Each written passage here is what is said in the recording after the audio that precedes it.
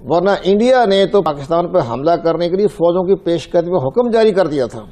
پاکستان ٹوٹ پھوٹ چکا تھا، ایئر فورس ختم، بیری فورس ختم، ہماری افواج کا ڈی مورلائز. یحییٰ خان ویسے غائب ہو گیا. انہیں یہاں تک میں خود منسٹری آف انفارمیشن میں تھا، میں آپ کو بتاتا ہوں، باقاعدہ انسٹرکشن تھی کہ وہ کوئی کسی بارے میں بھی انڈیا کے خلاف کوئی بات نہیں کی جائے گی.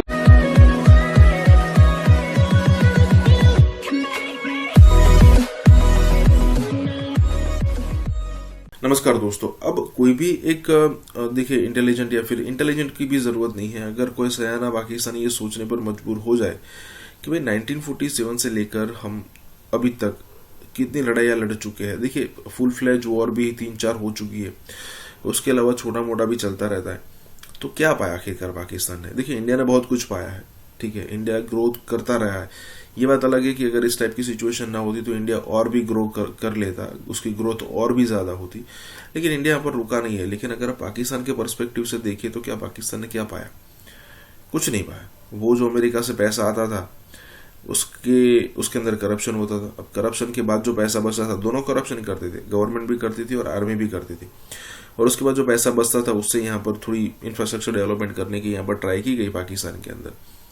لیکن آخرکار انہوں نے انڈیا کے ساتھ دیکھیے ٹریڈ ہوتا 1947 سے کنٹینیوس ٹریڈ ہوتا، رشتے اچھے ہوتے تو اس کا جو انڈیا کا بینیفٹ ہے نا وہ پاکستان کو بھی ملتا. یہ بات ہو رہی ہے. اسی کے ساتھ ہی ویڈیو شروع کرتے ہیں. بڑا اٹ از انفارچونیٹ. آپ دیکھیں آج ہم سکوت جونا گڑھ کی بات کر رہے ہیں، سکوت ڈھاکہ کی ہم بات دسمبر کے مہینے میں ہر سال اب کرتے آئے ہیں. مقبوضہ کشمیر سر کریک کا معاملہ اپنی جگہ ہے. کشمیر میں بڑے حصے پر بھارت قابض ہو گیا. وی بین آن دا لوزنگ اینڈ. ہم کیا وجوہات ہیں کہ جونا گڑھ تو بہت بگننگ میں ہی ہم نہیں اپنے ساتھ شامل ہی نہیں کر پائے. اس وقت ظاہر اسٹرینتھ نہیں تھی. بعد میں سکوت ڈھاکہ کا ہونا وہ بھی جغرافیائی اعتبار سے ایک دوری تھی، ایک معاملہ تھا. پھر کشمیر پر قابض ہو جانا. اور آپ نے جس طرح سے پہلے اپنی گفتگو میں فرمایا کہ کشمیر کا بھی ہم ذکر کرتے ہیں لیکن برائے نہ. یہ ریالٹی ہے، اب بھی ایک سٹیٹس اس کا تبدیل ہو گیا. کیا وجہ ہے کہ ہم یہ بین آن دا لوزنگ اینڈ یا ہم اپنا علاقہ گنواتے رہے ہیں اور اب بھی یہ معاملہ تھما نہیں ہے؟ ہمارا دشمن آج بھی چاہتا ہے کہ بلوچستان کو ہم سے علیحدہ کر دیا جائے.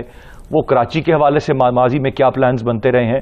تو وہ پاکستان کو توڑنے کے در پہ ہیں.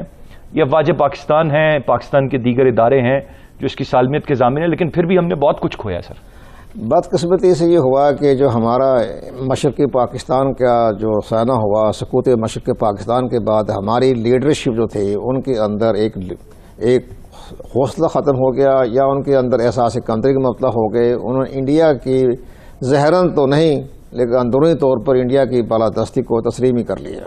لیکن اس کے ساتھ ساتھ آپ یہ دیکھیں کہ 1965 کی جنگ ایک فیصلہ کن جنگ ہونے والی تھی.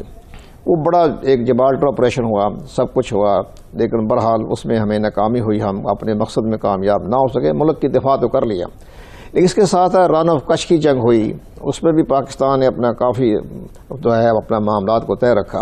1965 کی جنگ کے بعد جو 1970 کا جو درمیان کا جو عرصہ آیا، اس میں ہماری لیڈرشپ کمزور ہوتی چلی گئی. آپ 65 کی جنگ کے بعد عوام کا جذبہ ختم ہوا. اور اس کے بعد سب سے بڑی اہم بات یہ دیکھیں کہ جب یہ ایسٹ پاکستان کا افسانہ ہوگا تو آپ کو یہ ویسٹ پاکستان کو جو باقاعدہ اس کی سالمیت خطرے میں پڑی، تو اس کو اللہ تعالیٰ کی طرف سے حکم ہوتا ہے نا، وہ تو جس کو چاہے طاقت دے دے. تو آپ کو ماننا پڑے گا کہ پریزیڈنٹ نکسن نے آپ کو ویسٹ پاکستان بچایا. ورنہ انڈیا نے تو پاکستان پر حملہ کرنے کے لیے فوجوں کی پیش قدمی کا حکم جاری کر دیا تھا. پاکستان ٹوٹ پھوٹ چکا تھا، ایئر فورس ختم، بیری فورس ختم، ہماری افواج کا ڈی مورلائز. یحییٰ خان ویسے غائب ہو گیا، ورنہ ویسٹ پاکستان خطرے میں پڑ چکا تھا 16 دسمبر کے بعد. اور اس کے ساتھ ساتھ یہ ہوا ہے کہ 1970 میں آ گیا، مارشل لگ گیا. مارشل لگنے کے بعد جنرل یحییٰ خان کے جو ہے وہ الیکشن میں معاملہ ہو گیا. پھر مجیب الرحمان کو اقتدار نہیں دیا. اس کے ساتھ ساتھ بھی انہوں نے اپنی انڈرسٹینڈنگ جو تھی وہ جو ہے وہ لوز کی. تب مشرقی پاکستان کے جانے کے بعد پاکستان آپ اصولی طور پر انتہائی کمزور اسٹیٹ کی طرح اٹھا. ذوالفقار بھٹو صاحب آئے، کانسٹیٹیوشن بنایا، نیا پاکستان نعرہ لگایا. یعنی ہر حکومت میں جو بھی آیا نیا پاکستان میں. نیا پاکستان کس بات کی بات کرتے ہو کہ آپ نیا بھارتی حدود بنا رہے ہو، وہ بھی نیا پاکستان. اب اس کے بعد آپ آگے چلیں. اب اس شملہ ایگریمنٹ ہوگا. شملہ ایگریمنٹ میں ہم نے سب سے بڑی اہم بات یہ ہوئی کہ اپنے جہاں اور معاملات ابھی تک چھپا ہوا معاملہ بتاتے ہیں لوگ، शिमला एग्रीमेंट में इन्होंने खुफिया तौर पर, इंतहाई सीक्रेट के तौर पर कारगिल इंडिया को दे दिया। 1972 तक कारगिल पाकिस्तान का हिस्सा था, किसी ने नहीं पूछा जी, कारगिल इंडिया के हवाले कर दिया। वादी लीपा की इंतहाई अहम चौकियाँ इंडिया के हवाले कर दी। जो उसने कहा इंदिरा गांधी ने, बाहर आके निकला कि हमने बहुत बड़ी कामयाबी हासिल की है, बहुत बड़ी, पर लोगों को बेवकूफ़ बनाना था हमारे लीडरों का दाएं हाथ का खेल है वो, जनाब उन्होंने वो कर दिया। इसके साथ साथ आइन बना, इसके बाद सब कुछ हो गया। फिर बलूचिस्तान में मामला आपने सही फरमाया, बलूचिस्तान की जब हमारी कमज़ोरी चलती चली गई तो बलूचिस्तान पर भी मुदाखलत शुरू हुई।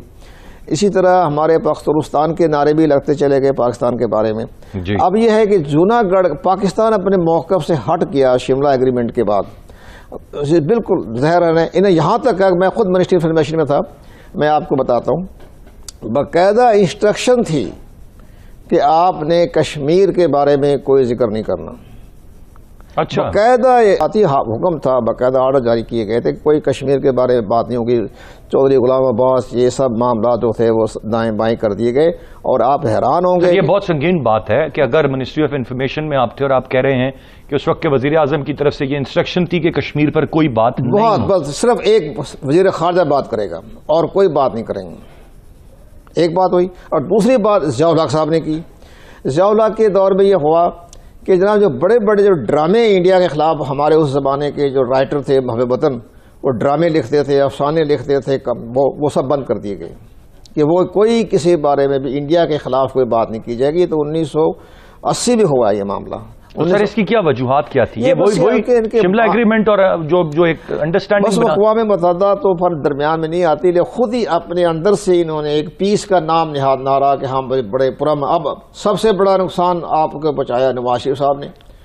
उन्होंने बिल्कुल ही रही सही कसर निकाल दी कि जनाब ये तो छोटी सी पतली सी बॉर्डर है, इस पर इधर आए बाएं जाएं दाएं जाएं, है कि वो भी आलू पालक खाते हैं, हम भी आलू पालक खाते हैं। उन्हें सारी नजरियाती असास ही खत्म कर दी। नहीं सर, ये इसके पीछे क्या महरक़ात, ये कारोबारी हो सकती हैं, ये अमन की एक ख्वाहिश हो सकती है, ये एजेंडे पे किसी के होना है। हम आज भी बात करते हैं कि वो जी हिंदुस्तान की बातें बोल रहे हैं, पाकिस्तान फौज को डैमेज कर रहे हैं। इसके पीछे मंतक क्या है, लॉजिक क्या, आप अपने वसीतर तजर्बे की बुनियाद बस इनके एक तो इनके अंदर जो है, एक तो ठीक है हमें बैनुल-अक़वामी तौर पर भी इस पर दबाव होता है बड़ी ताकतों का कि भाई आपको बस जो कुछ हो गया आप अपने खामोशी से अपना काम चलाते रहे, वो भी दबाव भी है इनके ऊपर। फिर इसके बाद उनके अंदर भी विल पावर भी ख़त्म हो गई, जज्बा होता है ना एक उठाने के, आवाम को उठाने का जज्बा भी ख़त्म हो गया। डॉक्टर साहब एक रियलिटी, ये तो बड़ी रियलिटीज़ जो दिलशाद साहब ने बताई ये हैं, these are the bitter realities मैं इनको कहूँगा। अब अच्छी बात यह है कि now we are on the right track, दोबारा से एक जज्बा, वलवला, एक अज़्म, एक हौसला, ये तमाम तर चीज़ें हैं। आज हम बात कर रहे हैं जूनागढ़ की, और भी जगहों से बात हो रही होगी, और अब पाकिस्तान रिक्लेम कर रहा है वो तमाम तर चीज़ें जो उसका हक बनता है। और इस बात की बड़ी तकलीफ भी है हमारे पड़ोसी मुल्क को। नॉट टू फॉरगेट सर, हमारे अंदर तो भी चंद अनासिर हैं जो कहीं बलूचिस्तान या पख्तूनिस्तान या कोई ऐसे पैसे लेके जो मुहिब्बे वतन नहीं होते और चंद नारे बुलंद कर देते हैं। पड़ोसी मुल्क की बात करें, हमारा दुश्मन मुल्क है, वहाँ पर कितनी ज़्यादा अलहदगी की तहरीकें मुसलसल चल रही हैं, कितने लोग तंग हैं, क्या ज़्यादतियाँ हैं, क्या वजह है कि वो 70 साल में इंटैक्ट है और कुछ रियासतें अलहदा नहीं हुई, टूटी नहीं, और उसका इंटैक्ट इतनी बड़ी मुल्क होने के बावजूद इंटैक्ट रहने की क्या वजूहात हैं? हिंदुस्तान ने यह किया कि उन लोगों को उनकी जो रूट्स हैं उनको अटैक किया, उनकी रूट्स डिग आउट की और फिर उनको मेन धारे में लाए।